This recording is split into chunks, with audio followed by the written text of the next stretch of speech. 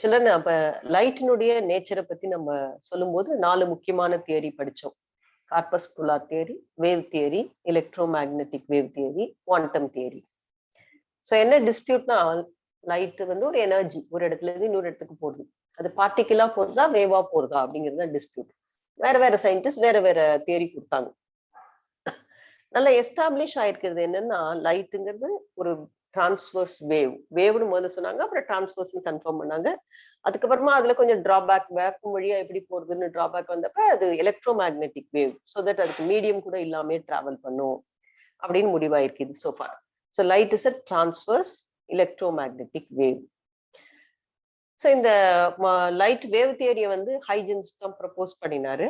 அவரோட wave theory என்ன அவருடைய பாஸ்டுலேட், எப்படி இந்த வேவ் தியரி சக்சஸ்ஃபுல், ஏன் இதை நம்ம அக்செப்ட் பண்ணிக்கணும், ஆளுக்கு ஒரு தியரி சொல்லும்போது இந்த வேவ் தியரி தான் கரெக்ட்னு நாமே நினைச்சுக்கணும், எப்படி இந்த வேவ் தியரி இன்டர்ஃபரன்ஸ் டைஃப்ராக்ஷன் அந்த கான்செப்ட் எல்லாம் நல்லா எக்ஸ்பிளைன் பண்ணுது. Even in fact law of reflection, law of ரிஃப்ராக்ஷன்லாம் இந்த வேவ் தியரி, ஹைஜன்ஸோட வேவ் தியரி தான் ரொம்ப பியூட்டிஃபுல்லா எக்ஸ்பிளைன் பண்ணுது. அது மேலும் டிரான்ஸ்வர்ஸ் வேவ்னு சொல்றோம். அந்த டிரான்ஸ்வர்ஸ் வேவ்னு நம்ம சொல்றதுக்கு ஏதாவது ப்ரூஃப் இருக்கா? அந்த போலரைசேஷன் அப்படிங்கிற கான்செப்ட் தான் டிரான்ஸ்வர்ஸ் வேவ்ங்கிறதுக்கான ப்ரூஃப். அதெல்லாம் பத்தி இந்த லெசன்ல பார்க்க போறோம். ஹைஜன்ஸ் வேவ் தியரியோட பாஸ்டுலேட் என்ன, how with the help of this theory we are able to prove the law of reflection refraction, how the phenomenon of interference diffraction can be explained, அதெல்லாம் நம்ம இப்போ பார்க்க போறோம். இப்போ வேவ் ஆப்டிக்ஸ் அப்படின்னு சொல்றோம் இந்த லெசனை. அப்படின்னா இது it deals with the wave character of light. இந்த வேவ் ஆப்டிக்ஸோட ஹெல்ப்ல தான் நம்ம எல்லாத்தையுமே என்ன சொன்ன எல்லா ஃபினாமினையும் வேவ்னா அதுக்கு இந்த கேரக்டர்ல எக்ஸிபிட் பண்ணாதான் வேவ் ரிஃப்ளெக்ட் ஆகணும், ரிஃப்ராக்ட் ஆகணும், இன்டர்ஃபரன்ஸ் அண்டர்கோ பண்ணணும், டைஃப்ராக்ஷன் அண்டர்கோ பண்ணணும். இதெல்லாம் பண்ணாதான் அது வேவ். அதெல்லாம் நம்ம எக்ஸ்பிளைன் பண்ண போறோம்.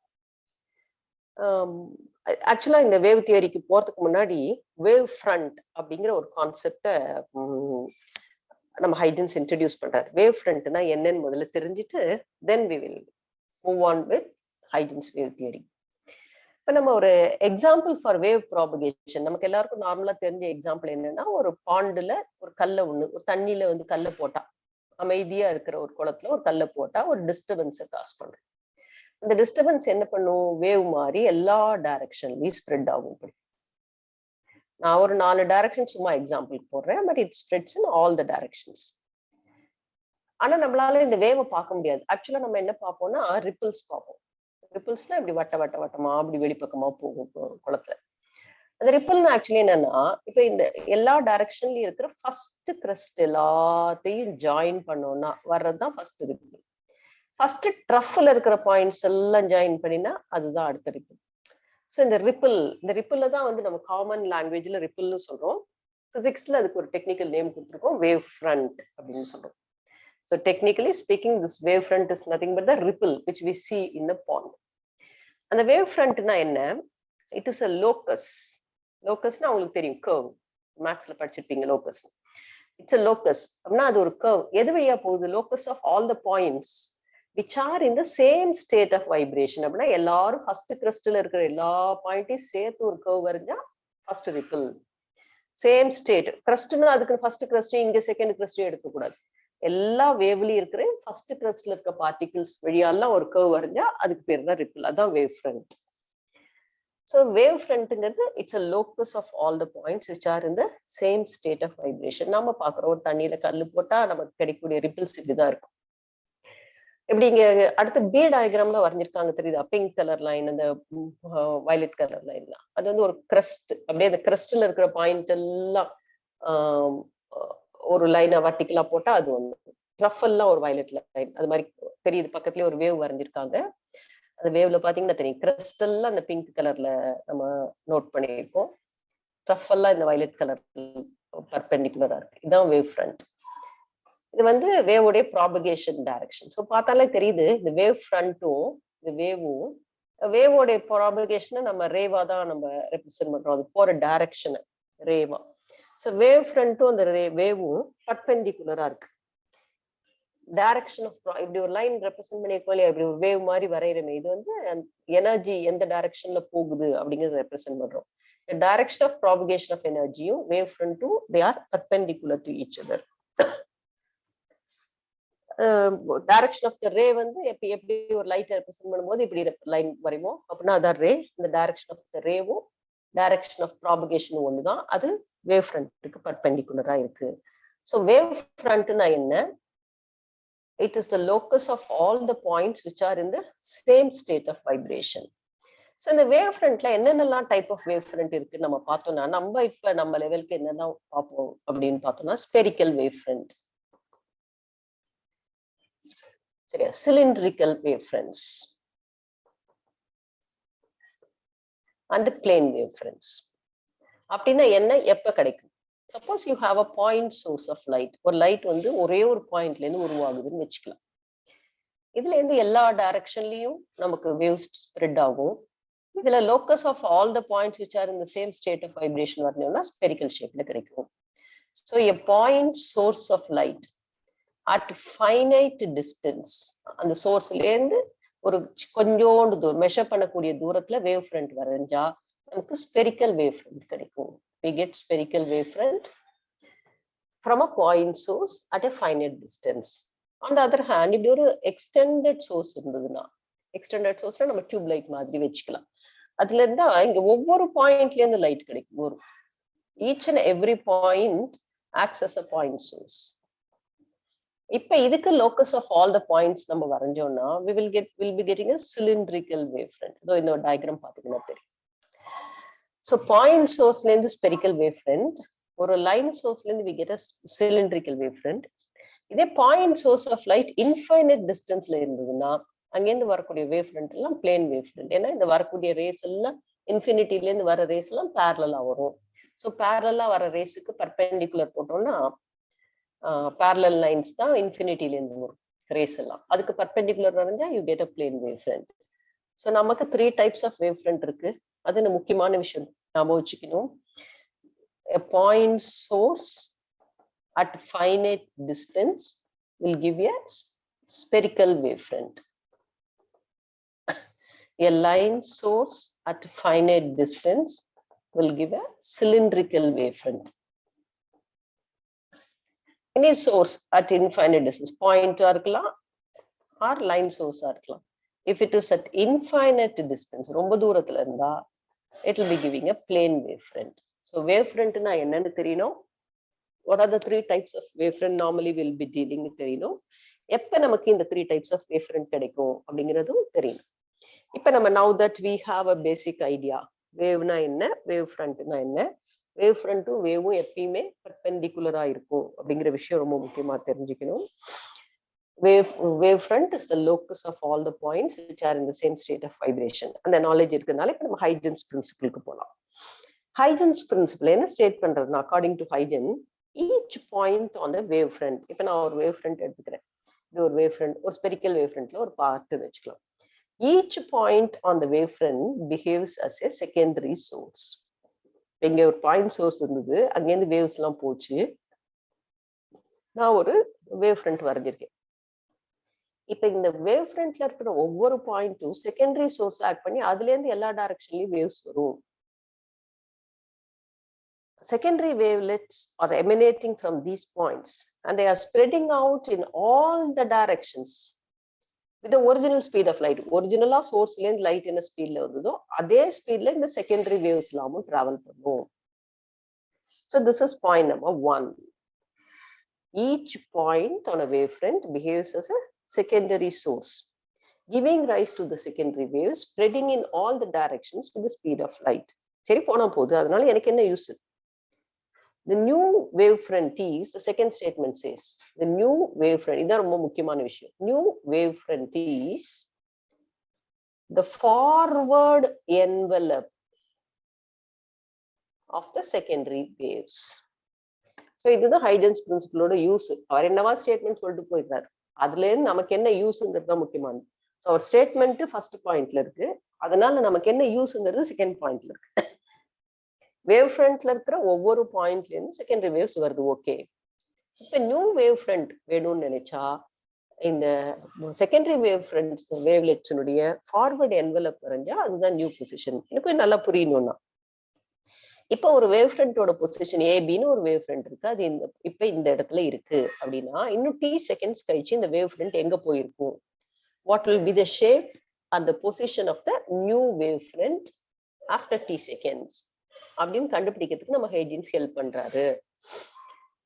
ஸோ t செகண்ட்ஸ் கழிச்சு இந்த ஏபி வேவ் ஃப்ரண்ட் எங்க போயிருக்கும்னு கண்டுபிடிக்கணும்னா AB wave frontல take each and every point as center and CT as radius. உனக்கு t seconds கழிச்சு வேணும்னா c velocity into t இத ஒரு ரேடியஸா வச்சுட்டு இங்க இருந்து ஆர்க் வரைய சொல்றாரு. each point as center circle வரையலாம், பட் நமக்கு ஃபார்வர்ட் என்வலப்னால பின்னாடி தேவையில்லை, ஆர்க் மட்டும் அடிச்சது. With each point on the wavefront as center and CT as radius, draw arc. Draw a tangent to all these arc. எல்லா ஆர்க்குக்கும் டச் பண்ணி tangent வரேன். Now this A dash B dash is the new position of the wavefront after t seconds. Wave correctா இதுக்கு perpendicular போயிட்டு இருக்கு. At each and every point, the ray is perpendicular to the wavefront. எப்படி கூட வச்சுக்கலாம், plane wavefront வச்சுக்கலாம் AB. இப்ப இதோட position AB. t seconds கழிச்சு எங்க இருக்கும் இந்த wavefront கண்டுபிடிக்கணும்னா ABல ஒரு 4 பாயிண்ட் எடுத்துக்கலாம். With these points as center and CT as radius, draw arcs. Draw a tangent to these arcs. Now the new position of the wavefront is A dash B dash. So the rays are perpendicular to the wavefront. அப்படின்னு நம்ம சொல்லலாம். So இப்ப position தெரிஞ்சா Huygens பிரின்சிபலோட use என்ன? If you know the position of the wavefront now, you can predict its position after a time of t seconds. So t seconds கழிச்சு அது எங்க இருக்கும் எப்படி இருக்கும் அப்படின்னு நியூ wavefront கண்டுபிடிக்கிறதுக்கு ஹைஜன்ஸ் பிரின்சிபல் ஹெல்ப் பண்ணுது. சரியா? ஸோ இந்த ஹைஜன்ஸ் பிரின்சிபலை யூஸ் பண்ணி நம்ம எப்படி law of reflection, law of refraction அதை நம்ம ப்ரூவ் பண்ண போறோம் அப்படின்னு பார்க்கலாம். Proof for the law of reflection முதல்ல எடுத்துக்கலாம். ஸோ ரிஃப்ளெக்ஷனை நான் நல்ல டீட்டெயில நிதானமா சொல்லி கொடுக்குறேன். அதே தான் refraction with a slight difference. So this a very important question also. 5 mark கொஸ்டின்ல ஒரு பார்ட்டா இது நிச்சயமா வரும். போர்டு எக்ஸாமுக்கு ரொம்ப இம்பார்ட்டன்ட். அதனால இது ஆல்ரெடி ஸ்கூல்ல படிச்சிருக்கிறதுனால நான் எப்படி நீங்க எக்ஸாமுக்கு படிக்கிறது அப்படிங்கிற மெத்தட்ல சொல்லி law of reflection verification, proof of law of reflection by using Huygens principal.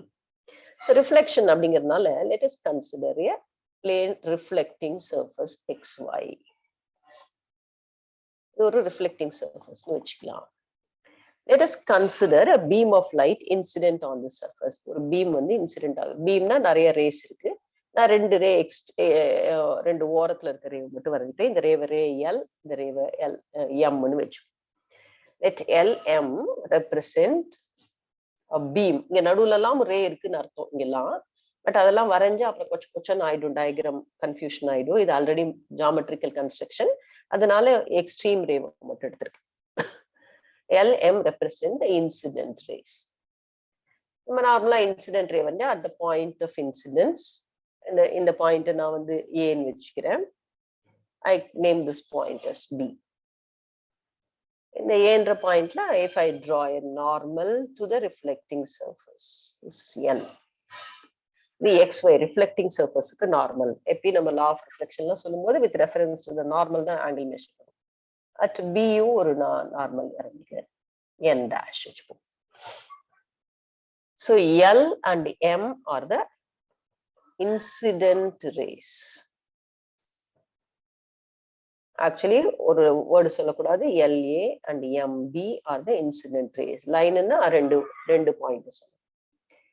இப்ப நம்ம இதுல பார்த்தோம்னா இன்சிடென்ட் ரேஸ்க்கு இன்சிடென்ட் வேவ் ஃப்ரண்ட் பர்பெண்டிகுலரா இருக்கும். ஸோ ஏல இருந்து அப்படியே இந்த ரெண்டு லைனுக்கு ஒரு பர்பெண்டிகுலர் இப்படி வரைஞ்சேன்னா திஸ் ஏ டேஷ்னு வச்சுக்கலாம். இந்த point A dash, this is perpendicular to the incident race.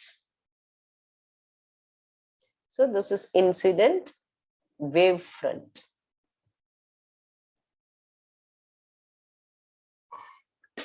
Incident எப்பயுமே நம்ம முன்னாடி சொல்லும்போது பார்த்தோம், ரேவும் வேவ் ஃப்ரண்ட் எப்பயும் பர்பெண்டிகுலர். ஸோ இன்சிடென்ட் ரேஸ்க்கு 90 டிகிரி இருக்கிற மாதிரி லைன் வந்துட்டு so A dash is the incident wave front. இப்போ இதுல பார்த்தோம்னா நமக்கு தெரியும் இந்த ரெண்டு ரேஸ்ல எல்ஏ முதல்ல வந்து இந்த ரிஃப்ளெக்டிங் சர்ஃபேஸ்ல பட்டுடுச்சு. அது வந்து ரிஃப்ளெக்டிங் சர்ஃபேஸ்ல இன்சிடென்ட் ஆகும்போது இந்த ரே எம் ஏ டேஷ்க்கு தான் வந்திருக்கு. இன்னும் கொஞ்சம் நேரம் கழிச்சு தான் அது பிக்கு போறது. சோ அது வரைக்கும் இது என்ன ஏல வெயிட் பண்ணிக்கிட்டு இருக்குமா? இப்ப ஏ டேஷ் பொசிஷன்ல வேவ் ஃப்ரண்ட் இருக்கு. இன்னும் t செகண்ட்ஸ் கழிச்சு இந்த வேவ் ஃப்ரண்ட் எங்க இருக்கும்? அதுக்கு நம்ம ஹைஜன்ஸ் என்ன சொல்லியிருக்காரு? With each point on A dash as centre, A டேஷ்ல இருக்க பாயிண்ட் சென்டரா எடுத்துண்டு and radius equal to ct. t னா என்ன? நம்ம ஏ டேஷ்ல இருந்து ரே பிக்கு போற டைம் அப்படின்னு வச்சுட்டு இருக்கோம். ஸோ ஏ டேஷ்ல இருந்து பிக்கு எவ்வளவு டைம் போறதோ அது எப்படி கண்டுபிடிக்கிறது? இந்த டிஸ்டன்ஸை ஸ்பீடால டிவைட் பண்ணா டி கிடைக்கும். அந்த டீயை சியால மல்டிப்ளை பண்ணி or in other words same மீடியம்னால A dash B as radius. ஏன்னா இங்க என்ன ஸ்பீடோ அதே தான் இங்கேயும் ஸ்பீட். அதனால ஏ டேஷ் பியை ரேடியஸா எடுத்து ஏல இருந்து we are drawing an arc. And ஏல இருந்து ஒவ்வொரு பாயிண்ட்ல இருந்து ஆர்க் அடிக்கணும். நான் ரெண்டு எக்ஸ்ட்ரீம் ஏல இருந்து ஒரு ஆர்க், ஏ டேஷ்ல இருந்து ஒரு ஆர்க் அடிக்கிறேன். ஏ டேஷ்ல இருந்து ஏ டேஷ் பி ரேடியஸா எடுத்தா கரெக்டா இங்கே தான் போகும். இந்த ஆர்க்குக்கெல்லாம் ஒரு டான்ஜென்ட் வரையும். சரியா? சரி, இது கொஞ்சம் நகர்த்தி வரைஞ்சிக்கலாம். கலர் வேணா மாத்தி வரையலாம்.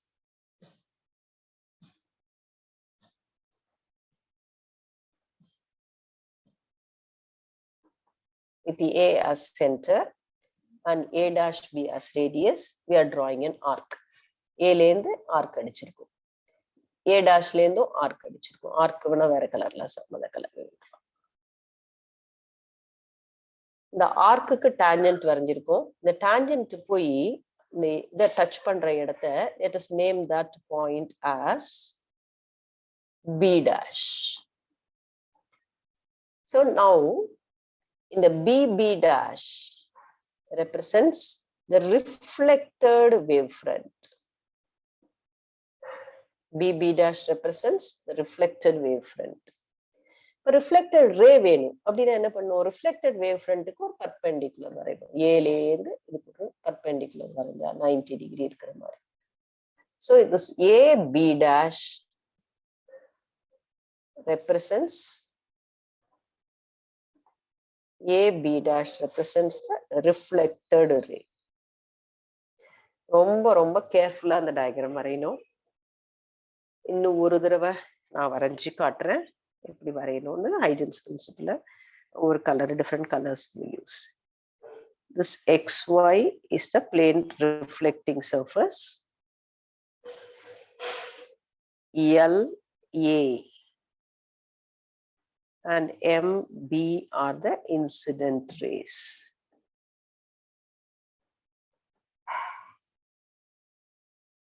சரியா? AN and BN dash are the normals at the point of incidence. Huygen's principle use பண்ண போறோம். அதுக்கு முன்னாடி நார்மல் வரைஞ்சிக்கலாம். Let's draw. ஏல இருந்து இன்சிடென்ட் ரேஸ்க்கு ஒரு பர்பெண்டிகுலர் வரைஞ்சா AA dash. This AA dash represents incident wavefront.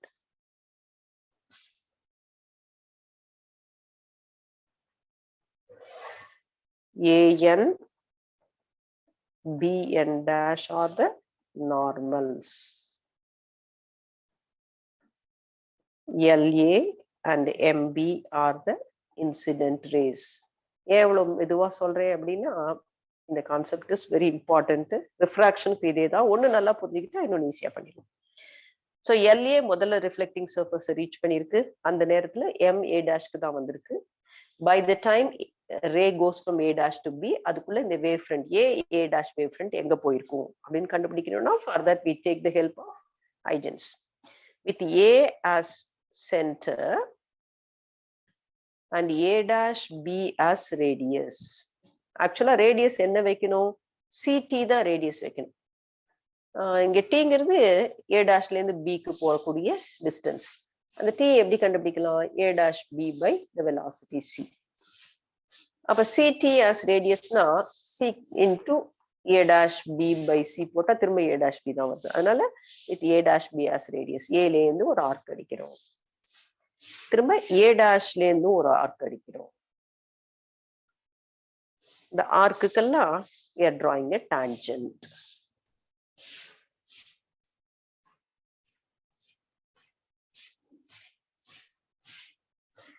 அந்த tangent போய் இந்த ஆர்க்கை கட் பண்ற இடத்த I name that point as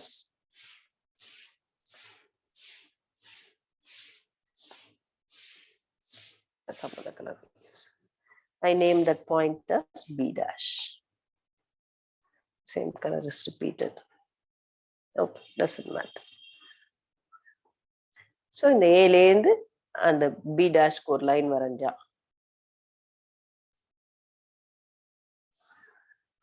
you have B dash is the reflected wavefront. And reflected ray, the reflected wavefront perpendicular. A B dash is the reflected ray.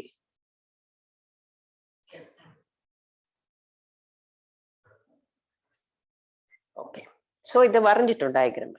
Huygen's principle A dashல இருந்த wavefront reflectionக்கு அப்புறம் B dashல position மாறி இருக்குன்னு சொல்லிடுச்சு. இது law of reflection எப்படி நம்ம prove பண்றோம்? angle of incidence நம்ம மார்க் பண்ணணும். angle of incidence அப்படினா என்ன? We know angle of incidence is the angle between the incident ray and the normal. Incident ray வந்து LA, normal. So இந்த angle LAN. This is also equal to the angle of incidence. Incident ray க்கு normal க்கு நடுவுல. இல்லனா incident wave front க்கும் reflecting surface க்கும் நடுவுல.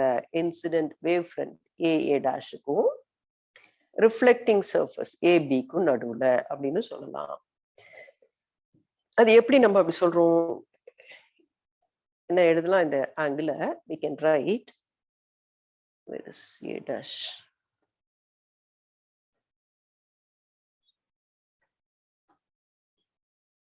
இங்க இருக்கு A dash இந்த பாயிண்ட். சாரி சொல்ல. ஓ.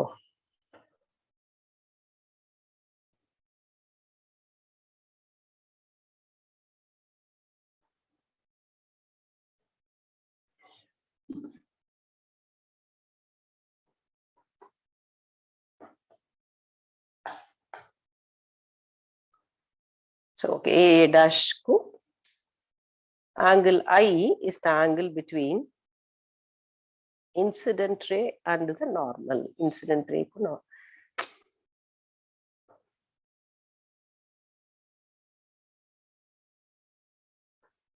And also it is the angle between the incident wavefront and the reflecting surface. இதுவும் I னு எழுதலாம். அது நம்ம எப்படி அத I னு எழுதுறோம் அப்படின்னு நம்ம இப்ப பார்க்கலாம். LAN. LAN can be written as 90 minus NAA dash. It is equal to 90 minus NAA dash, which is again equal to A dash AP. So பார்க்கலாம் இது incident ray, reflecting surface, இது normal. இது incident ray A dash. சரியா, இது reflecting surface. So this is incident ray LAN. இது angle I. இப்ப நம்ம the total angle is 90 degree. இது ஏன்னா A dash is perpendicular to the incident ray. So angle LAN can be written as 90 minus NAA dash. Total 90. அதுல இந்த NAA dash இதை minus பண்ணினா எனக்கு இந்த I கிடைக்கும். It is also equal to, இப்ப நாம இந்த triangle எடுத்துட்டா NAB எடுத்துட்டா, if you take NAB, the total angle is 90. The 90 ல இந்த yellow color NAA dash minus பண்ணினா remaining what you will get, will be getting this remaining as A dash AB. So angle A, இப்ப இவ்வளவுலாம் mathematics ஞாபகம் இல்லைன்னா கூட angle I ரெண்டு இடத்துல பண்ணணும். எங்க angle I is angle between incident ray and normal. இல்லைனா இந்த இன்சிடென்ட் ரேக்கு பர்பெண்டிகுலர் இன்சிடென்ட் வேவ் ஃப்ரண்ட், நார்மலுக்கு பர்பெண்டிகுலர் ரிஃப்ளெக்டிங் சர்ஃபேஸ். ஸோ இவங்க ரெண்டு பேருக்கு நடுவுலையும் வரையலாம். So you can see here incident ray LAக்கும் நார்மல் ANக்கும் நடுவுல வரைஞ்சிருக்கோம். Incident ray and normal. இன்னொன்னு இன்சிடென்ட் வேவ் ஃப்ரண்ட் AA டாஷுக்கும் ரிஃப்ளெக்டிங் சர்ஃபேஸ் ABக்கும் நடுவுல. ஸோ நல்லா தெரியணும் எது இன்சிடென்ட் ரே, எது நார்மல், எது ரிஃப்ளெக்டட் ரே, எது இன்சிடென்ட் வேவ் ஃப்ரண்ட். அதே மாதிரி ஆங்கிள் R, இதே லாஜிக் படி நம்ம எடுத்துட்டோம்னா ஆங்கிள் R ரெண்டு பிளேஸ்ல வரைவோம். எங்க ரெண்டு பிளேஸ்ல வரைவோம்? Angle R is the angle between the reflected ray and the normal, and also it is the angle between reflected ray perpendicular reflected wave front, normal perpendicular reflecting surface. So in the yellow color angle எங்கெல்லாம் வரையலாம் பார்க்கலாம். reflected ray, எது reflected ray? இந்த violet color line இருக்கு இல்லையா, அது reflected ray. அதுக்கும் நார்மலுக்கும் நடுவுல இருக்கிற ஆங்கிள், இதை R மார்க் பண்ணலாம். Otherwise it is the angle between the reflected wave front, violet color line போயிடுச்சா, reflected wave front, அந்த tangent வரையுது.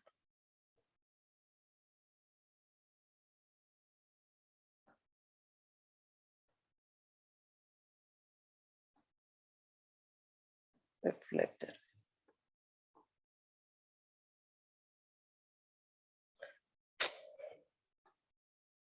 Okay, இந்த diagram எடுத்துக்கலாம். BB dash is the reflected wave front. Reflected ray is AB dash. அதுக்கும் நார்மலுக்கு நடுவுல வரையலாம் R. இல்லைன்னா reflected wave front-க்கும் reflecting surface-க்கும் நடுவுல வரையலாம் R. So R can be drawn at two places. Reflected ray and normal, reflected wave front and the reflecting surface. So இப்போ angle of reflection prove பண்ணணும். அதுக்கு எப்படி வரலாம்? For this let us take the two triangles A dash B and the triangle AB dash B. இந்த ரெண்டு triangle எடுத்துக்க போறோம். A dash B and AB dash B. இந்த triangle எடுத்துக்கிறோம். ரெண்டு ட்ரையாங்கிளையும் பார்த்தோம்னா ஒரு ஆங்கிள் 90 டிகிரி. எந்த angle? A டாஷும் B டாஷும் 90 degree. One angle is 90. ஒரு சைடு இஸ் ஒரு hypotenuse is common. AB is the hypotenuse that is common for both the triangles. ஒரு side equal. எந்த side equal? we can see A dash B யும் AB டாஷும். A dash B AB dash. AB dash எப்படி ஈக்குவல்னு சொல்றோம்? because A dash B ரேடியஸா வச்சு தான் arc அடிச்சோம். so RHS congruence rule படி பார்த்தோம்னா RHS னா right angle, hypotenuse and side. Right angle ரெண்டு ட்ரையாங்கிள் ரைட் ஆங்கிள் எங்க இருக்கு பார்த்தோம்னா A டாஷ்ல ஒரு ரைட் ஆங்கிள், B டாஷ்ல ஒரு ரைட் ஆங்கிள். ஹைபாட்னியூஸ் H ரெண்டு பேருக்குமே ஹைபாட்னியூஸ் AB தான். ஒரு சைடு ரெண்டு பேருக்கும் equal. A dash B and AB dash. அதுதான் Huygens principle. A as center, A dash B as radius arc அடிச்சோம். ஸோ இருக்கிறதுனால ரெண்டு congruent triangles. Congruent triangles na the angles and the sides are similar. அப்ப பார்த்தோம்னா இங்க angle I is equal to angle R. Angle I எங்க இருக்கு? Angle between the incident wave front and the reflecting surface. இந்த angle I யும் angle R, angle between the reflected wave front, இந்த triangle இருக்கக்கூடிய ஒரு angle-ம் இந்த triangle இருக்க இந்த angle-ம் equal அப்படின்னு சொல்றோம் because they are congruent. So using Huygen's principle we can verify the law of reflection. So இதுல வரையும் போது டயக்ராம் நல்லா வரையணும், ஆங்கிள் எந்த இடத்துல வரையணும்னு பார்க்கணும், கான்க்ருவன்ஸ் கண்டிஷன் எந்த கான்க்ருவன்ஸ் கண்டிஷன் வச்சு நம்ம கரெக்டா சொல்லணும். ஸோ இந்த ரிஃப்ளெக்ஷன் நல்லா புரிஞ்சுதுன்னா மேல ரிஃப்ராக்ஷனும் இதே கான்செப்ட் தான். நம்ம அதை வச்சு நம்ம we can prove that refraction also. We will stop here today. Refraction next classல கண்டினியூ பண்ணலாம்.